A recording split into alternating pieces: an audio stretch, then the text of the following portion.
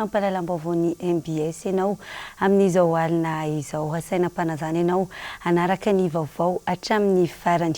Vaovao manodidina ny voka-pifidianana vonjimaiky no anokafantsika ny fotoana. Na dia teo aza ny fahitana sy ny fanehoana fa maro ny tsy tomombana sy ny alatra nisy tamin'ity fifidianana ity dia tsy nihemotra tamin'ny famoahana ny voka-pifidianana vonjimaiky ihany ny seny tamin'ity androany ity. Raha ny lalàna nefa dia mametra fa tsy azo atao ny mamoaka ny voka-pifidianana tsy amin'ny alalan'ny fitanana an-tsoratra na ny PV taratasy. Midika izany fa tsy manara-dalàna ity famoahana fifidianana nataon'ny seny androany ity. Jessica Miray sy Manora Andriamalala ary no mitatitra ny vaovao. Tsy nanaiky ary nikiribiby hatrany ny seny tamin'ny famoahana ny valim-pifidianana fiodinana faharoa androany. Na dia teo aza ny fanoherana sy ny fanambarana fa tsy ara-dalàna ny fifidianana iny no amaroa ny osoka sy ny alatra miompampana. Mbola nanadio tena hatrany anefa ny seny androany tamin'ny fanambarana ny vokatra vonjimaiky. Nilaza fa tsy ny seny iny olana ary koa tsy nanana solotena tany amin'ny birao fandatsaham-bato ny seny fa samy nanana ny délégué ny candidat tsirairay avy ary nanaiky ny anao soniny PV. Tsy ny seny iny olana eto amin'ny firenentsika fa ny fankahalana sy ny fankatiavana izay manjaka ao am-pontsika. Ny olana dia tsy ny finiavantsika ampanjaka ny tombotsoa manokana eo anatrehany ny tombotsoan'ny malagasy 420 tapitrisa. Ny olana dia ny alatsika amin'ny sotoavina navelan'ireo razantsika sy ny fahamarinana. Rezantsika alakalam-bola, tsika alakala-pihavanana. Nanao soniny fitanana an-tsoratra ny mpisotenantsika ary nanaiky ny fizotran'ny fifidianana matoa tsy nanao fanambarana na fanakianana an-tsoratra. Ampasaivina trano fa maro ny tranga nisy toy ny fampirorona tany amin'ny birao fandatsaham-bato anerena ireo délégué ny K25 anao soniny PV ary ny afaratra amin'ny von'olona mihitsy aza tany Ankazoabo Atsimo izay fantatra fa tsy nisy tony hatramin'izao iny resaka iny. Tamin'ny famoahana ny vokatra androany dia tsy nanisy resaka na dia kely aza ny seny mikasika ny alatra nisy nandritra ny fifidianana ankoatra ny tranga nisy teny Analamahitsy ary mbona laza ary ny seny fa fahadisoana ara-materialy no nahatonga iny. Koa satria taoriny izany dia tsy fa ho an'ny birao fandatsaham-bato laharana fa 270, 270, 270 tao amin'ny fokotany Analamahitsy tanàna distrikta Antananarivo fadiny dia nahitana tsy fitoviana teo amin'ny firaketana ny isam-bato azo ny kandida isan'isany tao anatin'ny fitanana an-tsoratra nentin'ny délégué ny kandida sy ny fitanana an-tsoratra avy amin'ny sampana mpanisavato.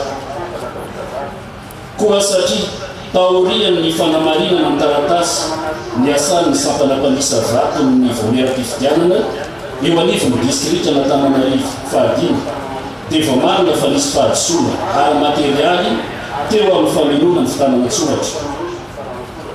Koa raha tokony ho 470 ny sambato ny kandida laharana fa 320 dia nifamaritra tamin'ny vato azo ny kandida laharana fa 520 izay tokony iraika ny 20 zany.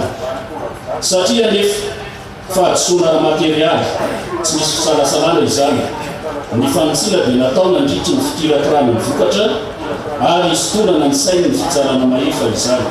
Raha araka ny lalàna tsy azo atao ny mamoaka ny vokatra vonjimaiky raha tsy voamarina amin'ny alalan'ny PV taratasy avokoa ny vokatra manerana ny nosy ary raha tsy vita avokoa ny confrontation angatahan'ny candidat. Omaly alina nefa dia niterenana janona ny confrontation nataon'ny K25 teny amin'ny seny. Mbola mitohy hatrany araka izany ny firaisana tsy kombakomba sy ny fitanilana ary indrindra ny tsy fanarahan-dalàna ataon'ny seny. Tsara hatrany kosa nefa ny mampatsiahy fa mbola vokatra vonjimaiky ihany ny vokatra androany iny fa tsy ofisialy akory. Noroan'ny seny tsy navelana noho ny fanaovana fampitahana na ny confrontation sy ny fanisana vato ny solotena ny K25 omaly tamin'ny 12 ora ny fepitaona nomen'ny seny azy ireo. Tsy nisy fifampirarana fa fampilazana tsotra no nataon'ny filoha lefitry ny seny omaly maraina mba hialana ireo solotena ny candidat ireo tsy hanohy intsony ity confrontation ity, misy fandraisany amin'ny fivoahan'ny marina momba ity fividianana maloto ity ihany koa izao fanafainganana ny famoahana ny voka-pividianana izao mba hanarondana ny osika sy ny alatra rehetra. No afaingan'ny seni ny famoahana ny voka-pividianana mba tsy ahafahan'ny solotena ny kandida manohy intsony ny fanaovana ny fampitahana na ny confrontation sy ny famerenana ny fanisana vato izay nahitana osika sy alatra bevava. Rehefa manomboka mivoaka tsikelikely ny marina tao anatin'ny fividianana iny dia mitady ny fomba rehetra tsy baribarin'ny izany osika izany ny seni sy ny ekipany Andry Rajoelina. Omaly alina tamin'ny 12 ora no noterena tsy maintsy hiala tao amin'ny foiben'ny seni ireo solotena ny K25 ary tsy afaka manohy intsony ny fampitahana ny fitanana antsoratra ao anatin'ity fividianana maloto ity. Nantsoiny ny vice-président Hervé, ny chef de file sy équipe teny dia ny député Maître Yanitra sy député Voangy ary dia tamin'izay fotoana izay izy no nilaza hoe ajanona amin'ny 12 alina ny asa rehetra zay fanaovana confrontation sy décompte de voix zay eny amin'ny seni. Tena marianay fampilazana nataony zareo anay fa tsy nisy fifampiraharahana tamin'io na hoe fangatahana avy amin'ity aminay hoe ajanona. Mandeha haingana loatra ny fanadiadiana ataonay dia no hafainganina arak'izay azo atao ny filazana anio voka-pividianana io. Ary zahay aza dia nandefa taratasy fangatahana tany amin'ny seni, nandefa taratasy fangatahana tany amin'ny HCC mba hoe ahemotra respektena ny délai légal lay omen'ny lalàna mba hahafahanay mahazo 5 na 9 andro amboniny manohy ny fanadiadiana. Dia fantatray amin'izao fotoana izao fa matahotra ny vokatry ny fanadiadiana taonay ny seni satria efa be loatra azy raha fahitany azy ny profo efa azonay amin'ny zavatra izay misy tao amin'ny seni. Tsy neken'ny seni hatramin'ny farany fangatahany K25 amin'ny anemorana ny fivoahan'ny voka-pividianana vonjimaika mba ahafahan'izy ireo manao ny fampitahana rehetra.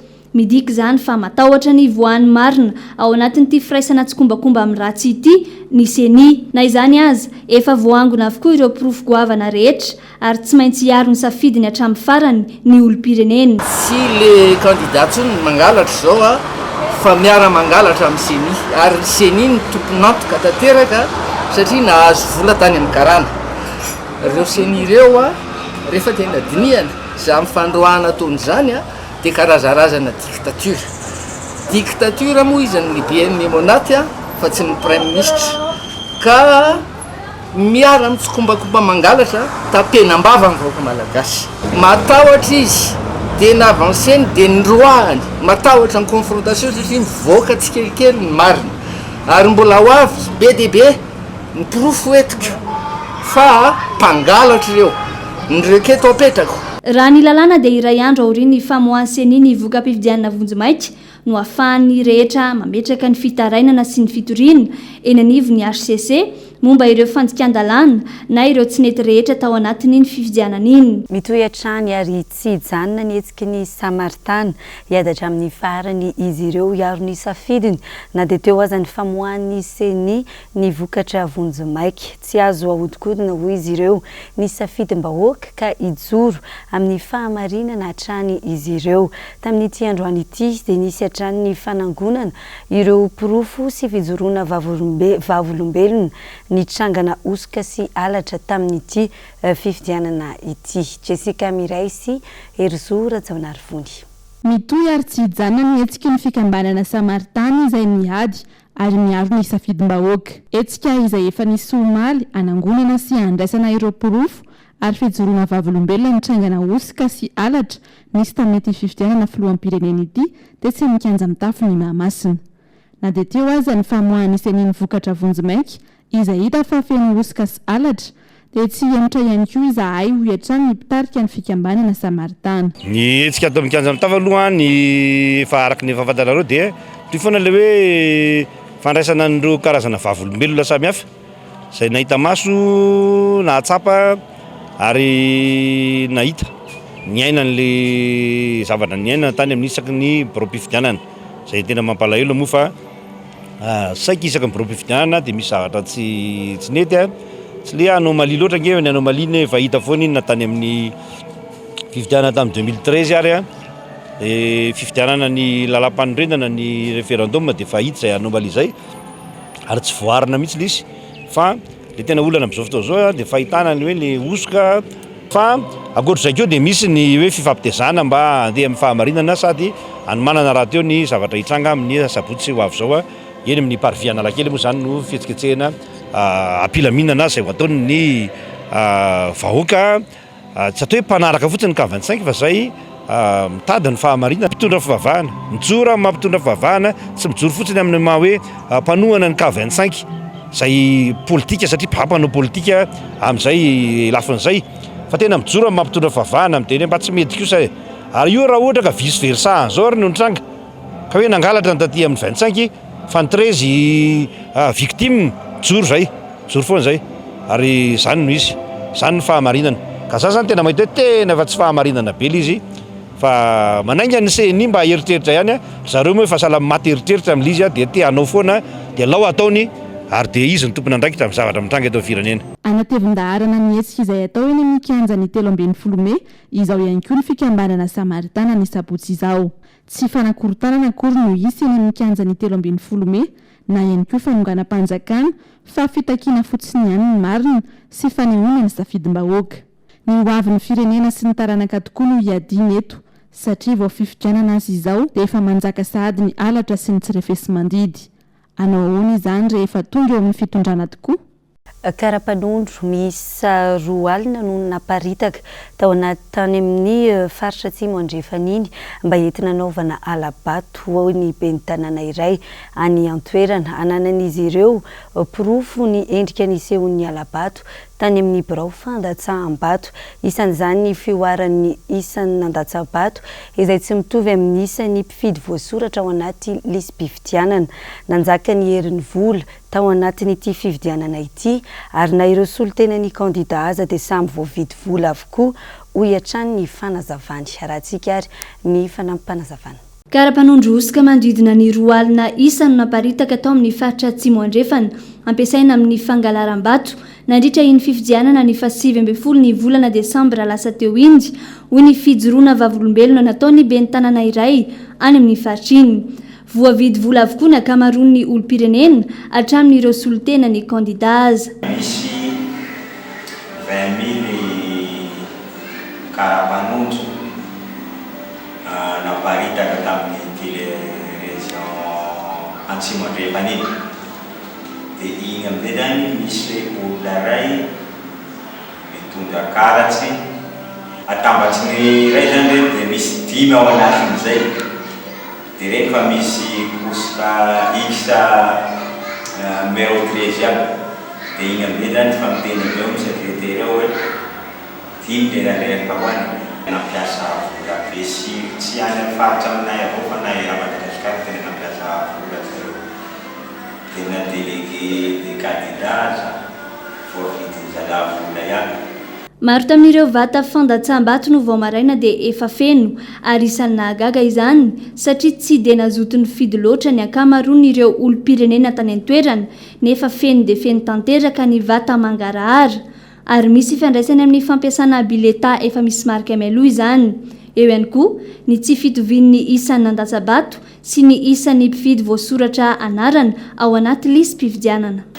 Nahagaganay fotsiny zany amin'ny faritra Tiliara iny any amin'ny commune rurale Analan'ny Sambo Fokotany Dilitsako Nord. Le olo nandatsa-bato ao anatin'ny irina zany lafa nisaina le vato mihoatra ny ao amin'ny voasoratra ao anatin'ny lista zany le izy. Izay nahagaganay hoe ahoana rehefa voasoratra ao anatin'ny kahenareo tiky Desambra 24 dia ahoana atao anatin'ny hirina lasa Desambra 25. Tsy mankasitraka ary tsy anaiky io vokatra voakan'ny CNI io ireo olom-pirenena sy fikambanana maro any amin'ny faritra atsimo andrefana iny manoloana izao zava-mitranga izao. Ametraka fitoriana avy hatrany eny anivon'ny HCC izy ireo miaraka amin'ny pirofo mivaingana. Efa nanomboka nametraka ny fitoriana mikasika ny tsy fampitombanana rehetra nandritry ny fifidianana androany ny K25 angatahan'izy ireo amin'izany ny anafoanana manontolo ny fifidianana izay nokirakiraina tao anatin'ny osoka sy ny alatra. Tsy lavolefina manoloana ny fandikan-dalàna nisy tao anatin'ny fifidianana iny ny K25 araka ny fanambaran'izy ireo io hariva io hatrany. Nabaribarin'izy ireo androany ireo santionany tamin'ny pirofo izay maneho ny tsy fahatomombanany ny fifidianana. Raha itsika ary atao anatin'ity fanazavan'ny mpisolo vava Maître Andrianjaka Rivony Raobeny avy ao amin'ny Legal Team ity. Metraka fangatahana fanafoanana ny atao hoe opération électorale. Zany hoe io fametrahana ny fangatahana io zany dia hatramin'ny fivoahan'le résultat provisoire no ahafahanay mametraka azy. Maromaro ny requête na ny fangatahana izay efa napetrakay androany ary mikasika ny faritra rehetrarehetra manerana Madagasikara izy ireo zany.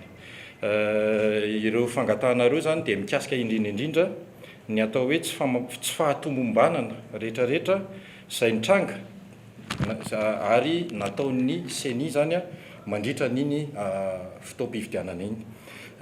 Maro dia maro izy ireo. Ankoatran'ireny efa hitanareo zany hitan'ny olona mibaribary eny amin'ny tambazotra eny dia misy kosa betsaka hitanay tao amin'ny Legal Team.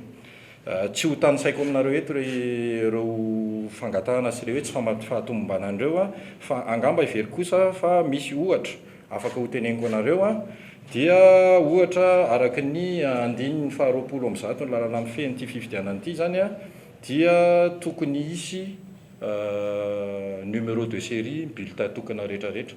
Izy io moa zany dia ahafahantsika manaraka hoe bulletin tokana ty dia tokony nandeha tary sy ny sisa hialana amin'ny osika. Tamin'ity indray nitoraka ity nefany dia tsy nisy an'izany numéro de série zany ny bulletin tokana izay nampanatotany ny CENI. Misy koa ohatra araky ny 9/2020 misy lalàna mivoaka zany tamin'ny 30 novembre 2018 zany décret mikasika an'ity second tour na élection présidentielle ity dia milaza io lalàna io fa stylo manga ihany na lavitondro no ampiasaina ametrahana an'le X eo amin'ny bulletin tokana. Rehefa natao nefa ny nataontsika hoe confrontation izay nataonay anteny anivon'ny CENI dia hita fa mbola maro dia maro le fampiasana tampon sy le fampiasana feutre teo ambonin'ireny bulletin tokana ireny. Dia zany zao ohatra anisan'le tsy fahatomombanana hitanay izay efa nametrahanay fanafoanana androany. Misy ihany koa zao ohatra ny iren'le fanakatsakana natao tamin'ny délégué ny candidat numéro 25 mandritra n'iny fifidianana iny teny anivon'ny SRMV izay everinay fa tena manotohina tanteraka nizoan'ny candidat ary mendrika mihitsy zany ny fanafoanan'le opération électorale. Zany zany dia santionany fotsiny ihany ankoatran'ny ireo tsy fahatomombanana hitanay amin'le matériel de vote zany ohatra mikasika an'ireto PV reto misy exemple maromaro misy PV fanaovana formation nampiasaina ho ana résultat. Misy PV izay numéro de série anankiroa mitovy nefa milaza résultat na bureau de vote roa samihafa.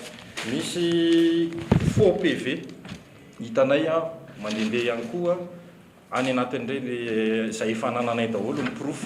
Ary misy arany toerana izay tsy tokony ahitana vokatra akory kanefany dia misy vokatra zany mibaribary hitanay mivoaka eny amin'ny CENI eny. Dia zany rehetrarehetra zany no anisany nangatahanay ny teny amin'ny HCC zany fanafoanana opération électorale zay moa zany ny fiantsonana azy androany dia le farany moa satria iny hitanareo iny navoakany CENI zany ny vokatra vonjimaiky. Lafim-baovao hafa tanteraka kosa indray mateti-pitranga ny aitrano eto Antananarivo satria dia trano 570 no kilafy rehetra omaly alarobia tetsy ato-madinika atsimo. Nanoloana izany dia ny fanomezana tolo-tanana ho an'ireo trabona no maika indrindra. Nanolotra fanomezana ary ny komina Antananarivo renivohitra tamin'ny anaran'ny ben'ny tanàna Ramatoa Laura Valomanana. Aratsika ary ny makasika izay tateriny Rina Rabe Mananjara. Tetsy ato-madinika atsimo no nahitana haitrano mahatsiravina ny alarobia teo tokony tamin'ny 3 ora sasany tolakandro. Trano 570 no kilafy rehetra ary olona 500 mahery no tsy manaky alofana vokatra ranovohina lehibe izany. Avy hatrany dia nandefa fanampiana ny ben'ny tanàna Laura Valomanana tamin'ny alalan'ny lefitra voalohany teo ihany koa ny déléguen'ny boriboritany voalohany.